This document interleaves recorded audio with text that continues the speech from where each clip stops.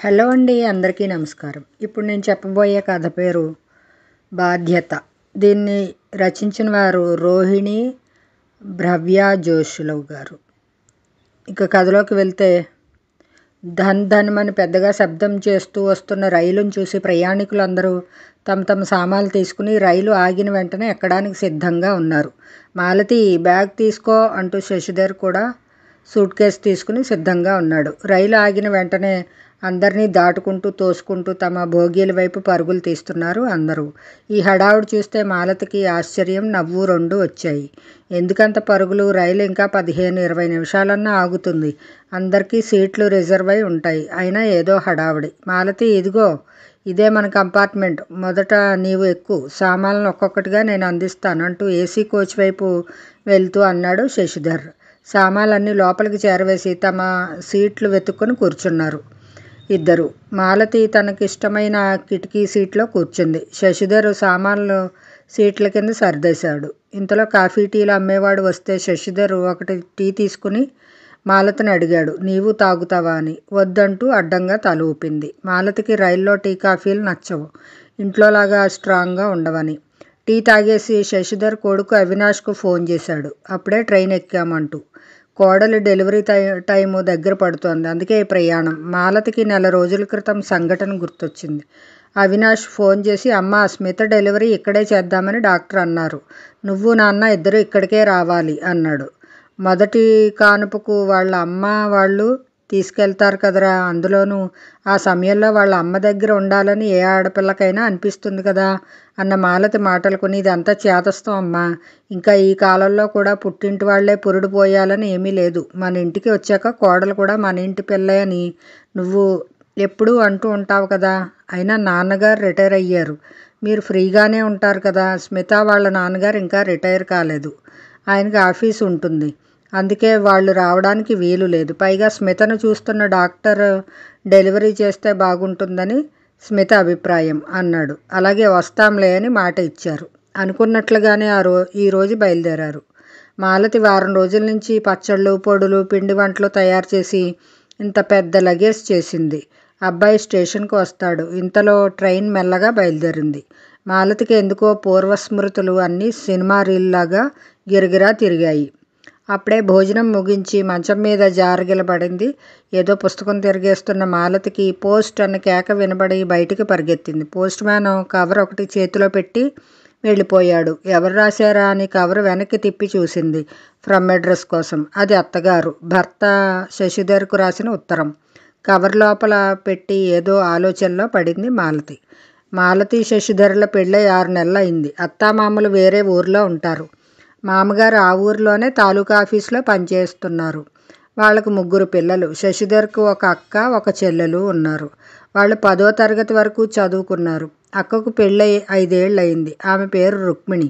వాళ్ళకు 3 సంవత్సరాల బాబు ఉన్నాడు. చెల్లెలకి పెళ్లి సంబంధాలు చూస్తున్నారు. ఆ అమ్మాయి పేరు గిరిజ. మాలతి కంటే 6 నెలలు పెద్దది. శశిధర్ సెంట్రల్ గవర్నమెంట్ ఆఫీసులో ఆఫీసర్గా పనిచేస్తున్నాడు. మాలతి డిగ్రీ పూర్తి చేసింది. ఇంకా చదువుకోవాలని ఉన్న మంచి సంబంధం వచ్చిందని ఆమె తల్లిదండ్రులు వెంటనే పెళ్లి చేసేశారు. మాలతికి ఒక అన్న ఉన్నాడు. పెళ్ళై ఒక కూతురు కూడా ఉంది. వాళ్లకు వదినతో మంచి స్నేహం మాలతికి. మేనకోడలు అంటే ఆమెకి ఎంతో ముద్దు. ఏదో ఆలోచిస్తూ ఉంటే ఎప్పుడో నిద్ర పట్టేసింది మాలతికి. తలుపు దబదబా బాతున్న చప్పుడుకు మెలకు వచ్చింది. ఏమిటి, నిద్రపోతున్నావా అంటూ శశిధర్ లోపలికి వచ్చాడు. భర్త కాళ్ళు చేతులు మొహం కడుక్కుని బట్టలు మార్చుకుని వచ్చాడు. ప్లేట్లో కొంచెం కారపూస వేసి తెచ్చి ఇచ్చింది భర్తకు. నువ్వు తెచ్చుకో అన్నాడు శశిధర్. తను కూడా ఇంకో ప్లేట్ తెచ్చుకుని తినసాగింది. తర్వాత 2 గ్లాసుల్లో కాఫీ తెచ్చి భర్తకు ఒక గ్లాసు ఇచ్చి తను ఒక గ్లాసు తీసుకుంది. అప్పుడు గుర్తుకు వచ్చింది అత్తగారి నుంచి వచ్చిన ఉత్తరం గురించి. వెంటనే దాన్ని తెచ్చి భర్తకు ఇచ్చింది. శశిధర్ చదివి, మా అక్క 2వ పురిటి కోసం అమ్మ వాళ్ళ దగ్గరికి వచ్చిందట, మరో 10 రోజుల్లో నిన్ను పంపమని రాసింది అని అన్నాడు. విస్తుపోయి చూసింది మాలతి. తనకేం తెలుస్తుంది, ఏం చేయాలో ఏమో. తనకు ఇంకా కొత్తే. అత్తమామలు అన్నా ఆడబడుచులన్నా. ఎలా అండి మీరు లేకుండా అక్కడ ఉండడం అన్నది బిక్కమొహం వేసుకుని. నాన్న ఈరోజు ఆఫీస్కు ఫోన్ చేసి చెప్పాడు ఈ విషయం. నేను ఈ మాటే అన్నా, తనకు కొత్త కదా అని. పైగా సహాయానికి గిరిజ కూడా ఉంటుంది, అదే ఊర్లో మేనత్త ఉంటుంది, ఆవిడ కూడా సహాయం చేయడానికి వస్తానన్నదట. ఇంకేం నాన్న అన్నాను. లేదు లేరా, మీ అమ్మ పట్టుపడుతోంది. ఎంత కొత్త కోడలైతే మాత్రం ఆ మాత్రం బాధ్యత లేదా అని అంటోంది అన్నారు. చెప్పడం ముగించాడు శశిధర్. మరుసటి రోజు బజారుకు వెళ్ళి అత్తకు ఆడపడుచులకు చీరలు కొన్నారు. మామగారికి కూడా బట్టలు కొన్నారు. రుక్మిణి కొడుకుకు బట్టలు బొమ్మలు కొన్నారు. మాలతను కూడా చీర కొనుక్కోమన్నాడు శశిధర్. కానీ తను వద్దండి, ఇప్పటికే కొంచెం డబ్బు ఎక్కువ ఖర్చు పెట్టేశాం, ఇంకా కొంచెం డబ్బు పురిటి ఖర్చుకని మామగారికి ఇవ్వాలి కదా అన్న మాలత మాటలకు శశిధర్ మరి కొడుకుగా నా బాధ్యత కదా అంటూ నవ్వేశాడు. ఇంతలో మాలతి, ఏంటి నిద్రపోతున్నావా, లే భోజనం చేసేద్దాం, తర్వాత పడుకుందువు గాని అంటూ కుదుపుతూ లేపుతున్న భర్త వైపు అయోమయంగా చూసింది. తను ఎక్కడ ఉంది అని చుట్టూ చూసింది. అప్పుడు అర్థమైంది తను రైల్లో ప్రయాణిస్తున్నట్టు. అయ్యో ఏదో ఆలోచనలో పడ్డాను అనుకుంటూ లేచి బ్యాగ్లో నుంచి టిఫిన్ డబ్బాలు తీసి 2 డిస్పోజబుల్ ప్లేట్లలో చపాతీలు కూర వేసి ఒకటి శశిధర్కి ఇచ్చి రెండోది తను తీసుకుని తినడం మొదలుపెట్టింది. తినడం అయ్యాక చేతులు కడుక్కుని ఖాళీ అయిన టిఫిన్ డబ్బాలు మళ్ళీ బ్యాగ్లో సర్దేసి నీళ్లు తాగింది. ఈ లోపల బెర్త్ మీద దుప్పట్లు పరిచి దిండ్లు వేసేశాడు శశిధర్. అంతలో ఫోన్లో ఏదో చూసుకుంటూ తన బెర్త్ మీద పడుకున్నాడు. మాలత కూడా పడుకుంటూ మళ్ళీ గతంలోకి జారిపోయింది. తర్వాత శనివారం ఇద్దరు అత్తగారి ఊరుకు బయలుదేరి వెళ్లారు. వీళ్ళని చూసి శివరామయ్య, అనసూయమ్మలు చాలా సంతోషపడ్డారు. అందరికీ తాము తెచ్చిన బట్టలు ఇచ్చారు. అందరికీ ఎంతో నచ్చాయి. కానీ గిరిజ మాత్రం మొహం అప్రసన్నంగా పెట్టింది. ఏంటన్నయ్యా ఇంత డార్క్ కలర్ చీర తెచ్చావు, ఈ చీర నా ఒంటి రంగుకు నప్పదు కదా అన్నది గునుస్తూ. మరి పోయినసారి లైట్ కలర్ చీర తెస్తే అప్పుడు ఈ మాటే అన్నావు, ఈసారి డార్క్ కలర్ చీర తీసుకురా అన్నయ్యా అని నీవే కదా అన్నావు అన్నాడు శశిధర్. దానికి ఏం జవాబు చెప్పాలో తెలియక చీర తీసుకుని విసురుగా లోపలికి వెళ్ళిపోయింది గిరిజ. రుక్మిణి మాత్రం చాలా ఆప్యాయంగా మాట్లాడింది. ఇప్పుడు ఇవన్నీ ఎందుకు కొన్నావురా శశి, అయినా మాలతకి కొనకుండా మాకు మాత్రమే ఎందుకు తెచ్చావు అన్నది. శశిధర్ ఆదివారం అంతా ఉండి సోమవారం పొద్దున్నే వెళ్ళిపోయాడు. వెళ్లే ముందు తండ్రి చేతిలో కొంత డబ్బు పెట్టి అక్కయ్య పురిటి ఖర్చుకు ఉంచినాన్న అన్నాడు. అతను వెళ్ళిపోతుంటే మాలతకి కొంచెం దిగులుగా అనిపించింది. అతను వీధి మలుపు తిరిగే వరకు అలాగే నిల్చుని చూస్తూ ఉంది. ఇంకా అక్కడే నిలబడ్డావా, ఇంట్లోకి వచ్చేది ఉందా లేదా అన్న అనసూయమ్మ కేకకి ఉలిక్కిపడి గబగబా లేచి వచ్చింది. ఆ రోజు అత్తగారికి వంటలో సాయం చేస్తోంది మాలతి. కూరగాయలు తరిగివ్వడం, వంటకు కావాల్సిన పదార్థాలు అన్నీ అందివ్వడం, మధ్య మధ్యలో ఇంట్లో వాళ్ళకి కాఫీలు ఇవ్వడం ఇలా. కానీ అనసూయమ్మ మాత్రం గొణుగుతూనే ఉంది. ఏమిటో కోడలొచ్చినా నాకు సుఖం లేదు, నేనే వంట చెయ్యాలి అంటూ. అప్పుడే అటుగా వెళ్తున్న రుక్మిణి ఇది చూసి, ఏంటమ్మా నీ గొణుగుడు, పాప అమ్మాయి కొత్తగా వచ్చింది, తర్వాత నిదానంగా తనే నేర్చుకుంటుందిలే, ఇంతా చేస్తే అమ్మాయి వయసు ఎంతని మన గిరిజ కన్నా చిన్నది, నాకు పెళ్ళైన కొత్తలో వంట వచ్చేది కాదు కదా, కానీ మా అత్తగారు నీలా అనేది కాదు, నేను ఏ పని అన్నా చేయడానికి వెళితే అయ్యో కొత్త పెళ్లి కూతురువి, ఇప్పటి నుంచి పనులు ఎందుకు చెప్పు, బాధ్యత మీద పడితే అదే వస్తుందిలే అనేది. అందుకే నాకు మా అత్తగారంటే ఎంతో గౌరవం. నీవు కూడా నీ గౌరవాన్ని నిలబెట్టుకో అమ్మా.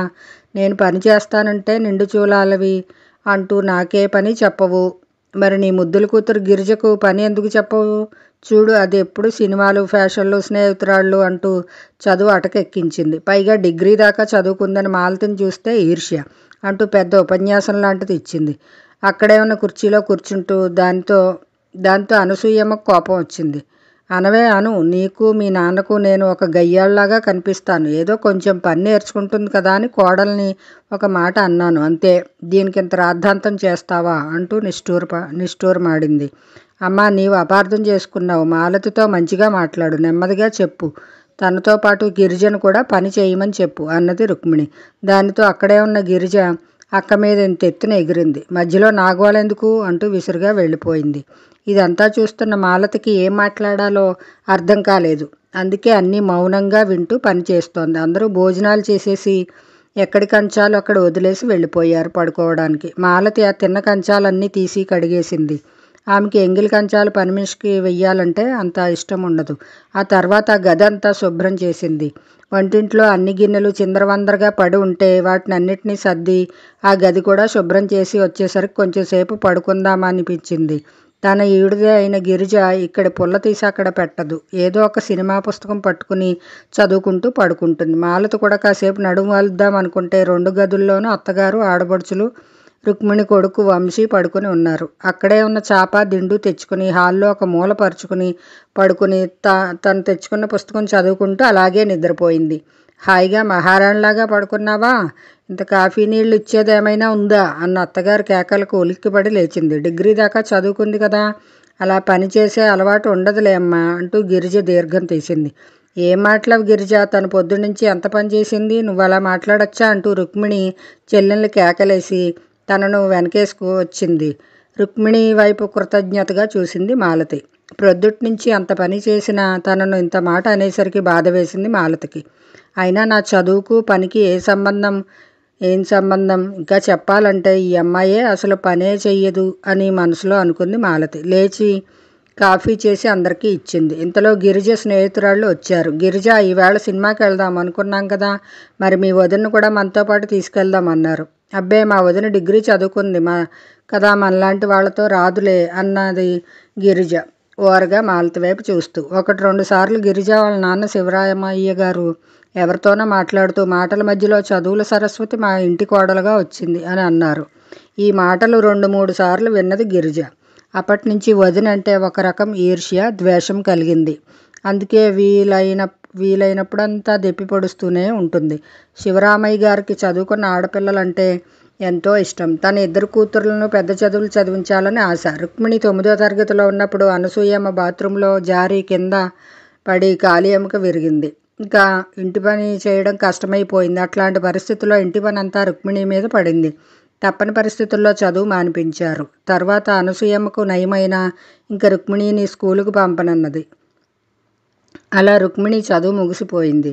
ఇక గిరిజకు ఎప్పుడూ చదువు మీద ధ్యాసే లేదు. సినిమాలు, షికార్లు అంటూ స్నేహితురాళ్లతో తిరిగేది.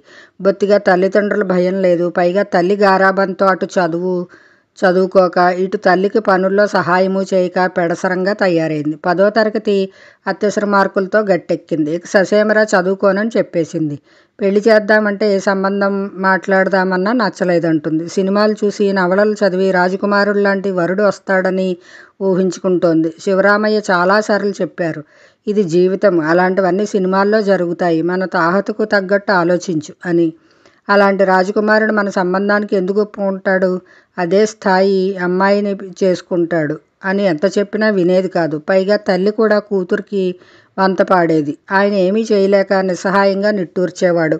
అయినా 7-8 సంబంధాల వాళ్ళు పెళ్లి చూపులకు వచ్చారు. వాళ్ళు పిల్ల నచ్చలేదనో, కట్నం తక్కువైందనో అలా ఏవో కారణాలు చెప్పి ఒప్పుకునేవాళ్ళు కాదు. ఒకరోజు శివరామయ్య చెల్లెలు దుర్గమ్మ గారు వచ్చారు. ఆవిడ ముందు రోజే మద్రాసు నుంచి వచ్చిందంట. మద్రాసులో కొడుకు, కోడలు, మనవడు ఉంటారు. కొడుకు ఏదో బ్యాంకులో పనిచేస్తాడు. 2 ఏళ్ల క్రితమే దుర్గమ్మ భర్త చనిపోయాడు. అయినా ఆవిడ ఈ ఊర్లోనే తన ఇంట్లో ఒక్కతే ఉంటుంది. భర్త పెన్షన్ డబ్బులతో పల్లెలో ఉన్న కొద్దిపాటి పొలం మీద వచ్చే ఆదాయంతో రోజులు వెళ్ళమారుస్తూ ఉండేది. కొడుకు ఆమెను తన దగ్గరే ఉండమంటాడు. నిజానికి అత్తా కోడలు చాలా ఆప్యాయంగా ఒద్దిగ్గా ఉంటారు. కానీ భాషరాని ఆ ఊర్లో దుర్గమ్మకు ఎక్కువ రోజులు ఉండలేకపోయింది. ఈ ఊర్లో చాలా సంవత్సరాల నుంచి ఉండడం వల్ల అందరితో స్నేహ సంబంధాలు బాగా ఉన్నాయి. అందరికీ ఏదో ఒక సహాయం చేస్తూ తలలో నాలుకలా ఉండేది. పైగా ఊర్లోనే ఉన్న అన్నగారిని చూస్తే ఆవిడకు కొండంత ధైర్యం. వదిన మాత్రం ఈవిడ్ని అసలు పట్టించుకోదు. కానీ దుర్గమ్మే ఎప్పుడైనా అన్నగారింటికి వచ్చి 1 గంట సేపు కూర్చుని అన్నగారితో మాట్లాడి వెళ్ళిపోతూ ఉంటుంది. ఆవిడకు తెలుసు, తన తల్లిదండ్రులు బతికి ఉన్నప్పుడు వాళ్ళు ఎప్పుడైనా పెద్ద కొడుకైన శివరామయ్య దగ్గరికి వచ్చినా పట్టుమని 10 రోజులు కూడా ఉండేవారు కాదు. కారణం అనసూయమ్మ దురుసు ప్రవర్తన. వాళ్ళు ఉన్నన్ని రోజులు నేను ఈ చాకరీ చేయలేకపోతున్నాను, ఇంతమందికి వండి వార్చాలంటే నా వల్ల కాదు, ఖర్చు కూడా రోజు రోజుకు పెరిగిపోతోంది అంటూ ఇరుగు పొరుగు దగ్గర బుడిబుడి దీర్ఘాలు తీసేది. పెళ్ళైన కొత్తలో శివరామయ్య ఏమన్నా అంటే చాలు అఘాయిత్యంగా ఏడుస్తూ పిల్లల్ని తీసుకుని పుట్టింటికి వెళ్ళిపోయేది. తర్వాత ఆమె వదినలు వచ్చాక పుట్టింట్లో ఆమెకు స్థానం తగ్గిపోయింది. ఆమె మాటలు చెల్లేవి కాదు. అప్పటి నుంచి పుట్టింటికి వెళ్ళడం మానేసింది. కానీ అత్తమామలు ఉంటే తను ఉరిపోసుకు చేస్తానని బెదిరించేది. దానితో వాళ్ళు రావడం మానేశారు. అప్పటి నుంచి శివరామయ్య గారి నోరు మూతపడిపోయింది. కానీ లోపల బాధపడేవారు.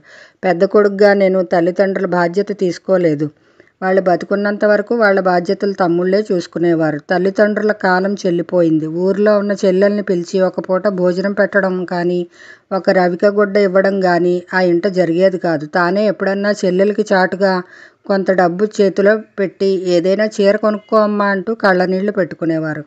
ఇప్పుడు అలాగే వచ్చింది దుర్గమ్మ. రుక్మిణికి పురుడు ఎప్పుడొస్తుందన్నారు డాక్టర్లు అని అడిగింది. ఇంకో వారంలో రావచ్చని అన్నది అనసూయమ్మ. నొప్పులు వచ్చిన వెంటనే కబురు చేస్తే తను వస్తానని చెప్పి కాసేపు కబుర్లు చెప్పి వెళ్ళిపోయింది ఆవిడ. భార్య కనీసం చెల్లెల్ని ఇక్కడే భోజనం చేసేయమంటుందేమో అని చూసిన శివరామయ్యకు నిరాశే మిగిలింది. అక్కడికి ఆయనే చెప్పాడు చెల్లెల్ని భోజనం చేసి వెళ్ళమని. లేదులే అన్నయ్య, ఇంట్లో వంట చేసి పెట్టే వచ్చాను అనేసి వెళ్ళిపోయింది ఆవిడ. అనుకున్నట్లుగానే మరో 4 రోజులకు రుక్మిణికి నొప్పులు రావడం, ఆసుపత్రికి తీసుకువెళ్లడం జరిగిపోయింది. కబురు తెలిసిన దుర్గమ్మ హుటాహుటిన హాస్పిటల్కు వెళ్ళింది. శుక్రవారం పొద్దున్న లక్ష్మీదేవి లాంటి ఆడపిల్ల పుట్టింది. ఆ మధ్యాహ్నం అందరూ పాపం చూసి వచ్చారు. అనసూయమ్మ, దుర్గమ్మ ఒకరి తర్వాత ఒకరుగా ఆసుపత్రికి వెళ్ళి వచ్చేవాళ్ళు. ఇక్కడ ఇంట్లో మాలతి ఒక్కతే ఇంటి పనంతా చేయాల్సి వచ్చింది. కనీసం రుక్మిణి కొడుకు వంశీకి స్నానం చేయించడం, అన్నం తినిపించడం, నిద్రపుచ్చడం లాంటి పనులు కూడా గిరిజ చేసేది కాదు. అన్ని పనులు మాలతే చేయాల్సి వచ్చేది. అప్పుడప్పుడు పక్కింటి అమ్మాయి వచ్చి వాడిని తీసుకెళ్ళి ఆడించేది. అది చూసిన దుర్గమ్మ చాలా వీలైనంత వరకు మాలతకి ఇంటి పనుల్లో సహాయం చేసి ఆసుపత్రికి వెళ్ళేది. 5 రోజుల తర్వాత రుక్మిణి ఇంటికి వచ్చింది పాపను తీసుకుని. రుక్మిణి వాళ్ళ అత్తగారు, మామగారు వచ్చి పాపను చూసి వెళ్ళారు. శశిధర్ మాత్రం ఆఫీసులో ఇన్స్పెక్షన్ జరుగుతోందని ఒకటేసారి బారసాలకు వస్తానని రాశాడు. 21వ రోజు నామకరణం. బారసాలు చేసేశారు. పాపకు జయంతి అని పేరు పెట్టారు. శశిధర్ మేనకోడలికి బంగారు గొలుసు తెచ్చాడు. శివరామయ్య గారు పాప చేతికి గాజులు చేయించారు. రుక్మిణి అత్తగారు అనసూయమ్మకు, దుర్గమ్మకు, మాలతికి చీరలు పెట్టారు. అనసూయమ్మ వాళ్ళ వైపు కొరకొరా చూసింది. గిరిజకు ఇవ్వకుండా మాలతికి ఇచ్చినందుకు. వాళ్ళు బారసాలు అయిన వెంటనే వెళ్ళిపోయారు. అనసూయమ్మ రుక్మిణిని పట్టుకుని జాడించింది. ఏమే, మీ అత్తగారికి మన గిరిజ కనపడలేదా? గిరిజకు ఇవ్వకుండా మాలతికి చీర పెడుతుందా అంటూ కడిగేసింది. దానికి రుక్మిణి, ఎందుకమ్మా మా వాళ్ళని అలా ఆడిపోసుకుంటావు? మాలతి, దుర్గమ్మలు ఎంత సహాయం చేశారో వాళ్ళు చూస్తూనే ఉన్నారు. బహుశా పెళ్ళైన వాళ్ళకు మాత్రమే ఇచ్చారేమో. గిరిజకు నేను కొనిస్తాలే అన్నది. అక్కడే ఉన్న గిరిజ, నాకేం అక్కర్లేదులే, నీవు తెచ్చి ఆ చీర దుమదుమలాడింది. మరుసటి రోజు శశిధర్ మాలతిని తీసుకుని ఊరికి వెళ్ళడానికి సిద్ధమయ్యాడు. అనసూయమ్మ మాత్రం, అప్పుడే తీసుకువెళ్తే ఎలారా? ఇంకో 3 నెలలైనా మాలతికి ఇక్కడ ఉంటే బాగుంటుంది అన్నది. శివరామయ్య, పోనీలేవే తీసుకువెళ్ళని, ఆ అమ్మాయి వచ్చి అప్పుడే 2 నెలలైంది. వాడికి భోజనానికి కష్టం కదా, ఎన్నాళ్ళని హోటల్ భోజనం చేస్తాడు అన్నాడు.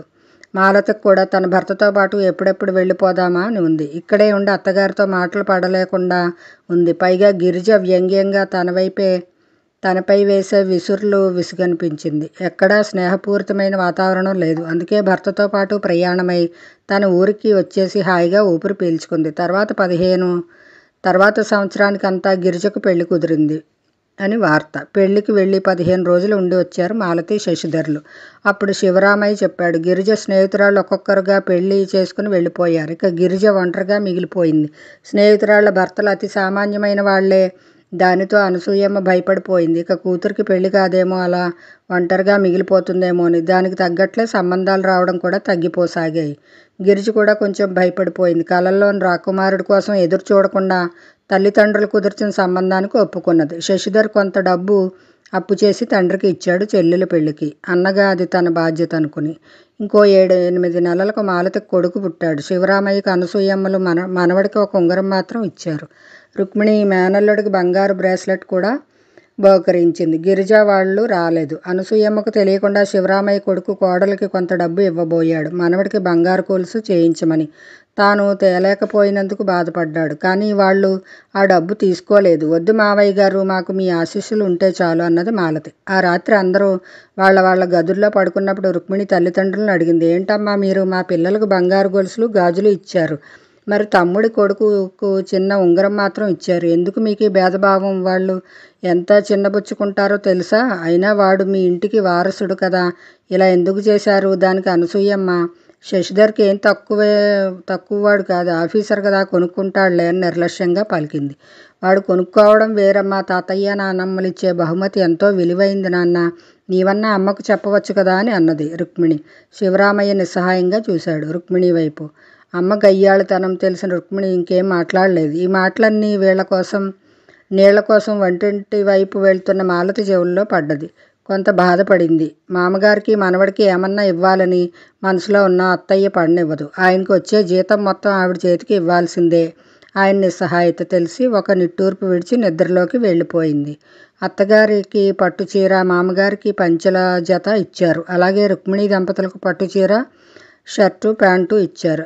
వాళ్ళ పిల్లలకు బట్టలు పెట్టారు. గిరిజా వాళ్ళు వచ్చినప్పుడు ఇద్దాంలే అని ఆమెకు తెచ్చిన పట్టుచీర అలాగే ఉంచారు. కానీ అనసూయమ్మ గిరిజా వాళ్ళు రాకపోయినా సరే వాళ్ళకు తెచ్చిన బట్టలు ఇవ్వాల్సిందే అని అవి వాళ్ళకి ఇస్తానని తను తీసుకున్నది. అలా కాలం కొన్నేళ్లు గడిచిపోయాయి. మాలతికి కొడుకు, కూతురు వాళ్ళు ఇంజనీరింగ్ చదివి ఉద్యోగాలు చేస్తున్నారు. అత్తమామలు ఒకరి తర్వాత ఒకరుగా దాటుకున్నారు.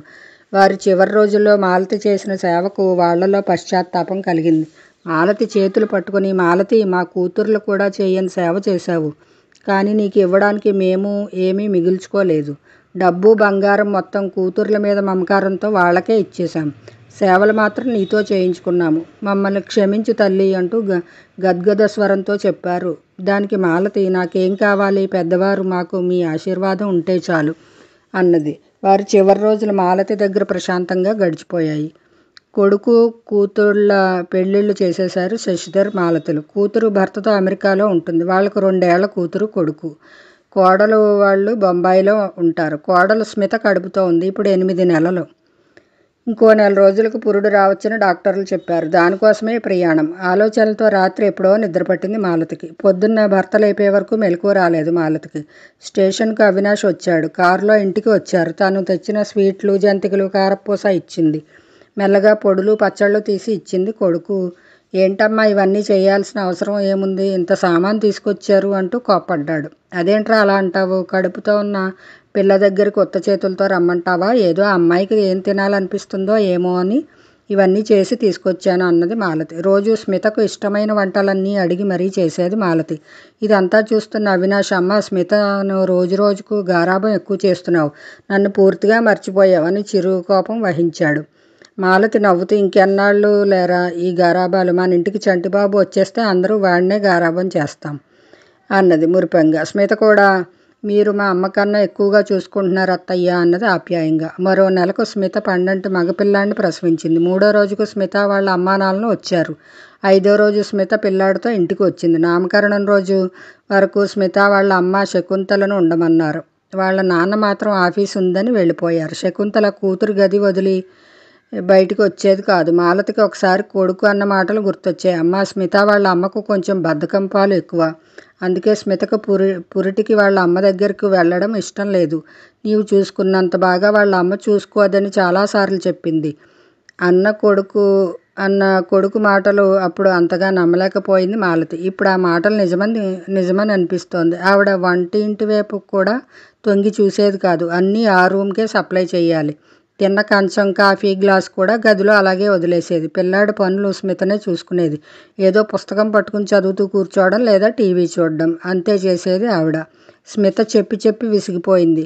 అమ్మ, నువ్వు ఇక్కడికి వచ్చింది ఎందుకు? అత్తయ్యకు నాకు ఇద్దరికీ కూడా ఏమాత్రం సహాయం చేయకుండా అలా ఒక గెస్ట్ లాగా అన్ని పనులు అత్తయ్యతో చేయించుకోవడం ఏం బాగుంది అని స్మిత అంటుంటే ఏమాత్రం చెవిన వేసుకునేది కాదు. నామకరణం రోజుకు స్మిత వాళ్ళ నాన్న నాగభూషణం గారు ఊరి నుంచి వచ్చారు.